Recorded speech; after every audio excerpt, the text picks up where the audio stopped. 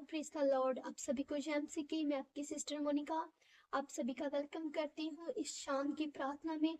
जो पिता ने जे सुंदर दिन, जे सुंदर शाम पिता ने हमारे नसीबों में पिता ने हमें जे दिखाई है, बात करते हैं जे हमारे परमेश्वर की बड़ी महिमा है, जे हमारे परमेश्वर की बड़ी करुणा है कि पिता ने जे सुंदर दिन, जे सुंदर शाम, जे पवित्र शब्द का दिन जो पिता ने हमें दिया, हम परमेश्वर का धन्यवाद करते हैं। हमारा पिता जो राजों का राजा, जो महान सामर्थी पवित्र परमेश्वर है, वो राजों का राजा है, वो महान सामर्थी बाप है, वो जिंदा परमेश्वर, वो हमारा जीवित परमेश्वर है। हम उस परमेश्वर की बड़ी महिमा करते हैं, हम उस परमेश्वर का वेलकम करते हैं इस स्थान पर। हमारी लाइफ में, हमारी स्पिरिचुअल लाइफ में हम परमेश्वर आपका वेलकम करते हैं। पिता आपका बहुत बड़ा धन्यवाद है, पिता आपके नाम की बड़ी महिमा है। आइए मेरे साथ भाई बहन एक मन होकर हम परमेश्वर के नाम को सलाते हैं, हम परमेश्वर के नाम को सलाते हैं। आज का जो मैसेज है उसका टाइटल है आज्ञाकारिता के लिए आशीर्वाद और अनआज्ञाकारिता के लिए अभिशाप।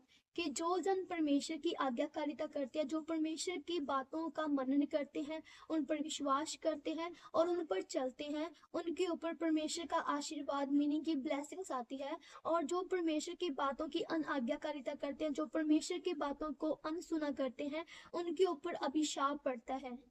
जैसे कि अभी मैंने कहा,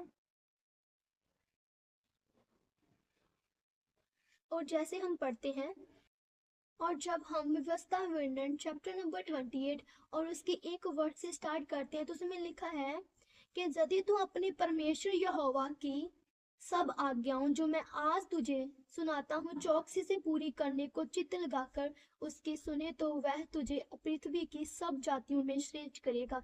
कि जब हम परमेश्वर की सब बातों पर हम चित्त लगाकर परमेश्वर की हर बात को हम मानते हैं तो परमेश्वर हमें पूरी सृष्टि में, पूरी पृथ्वी में परमेश्वर हमें अव्वल ठहराएगा, परमेश्वर हमें उन सभी जातियों में से श्रेष्ठ करेगा।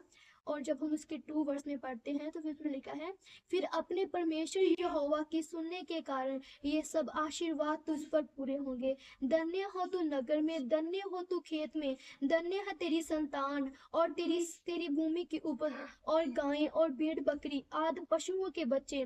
धन्य हो तेरी टोकरी और तेरा आटा गूंदने का पात्र, धन्य हो तू भीतर आते समय और धन्य हो तू बाहर जाते समय। ये सारी आशीषें परमेश्वर हमें तब देगा जब हम परमेश्वर की आज्ञाकारी में रहते हैं। आमीन।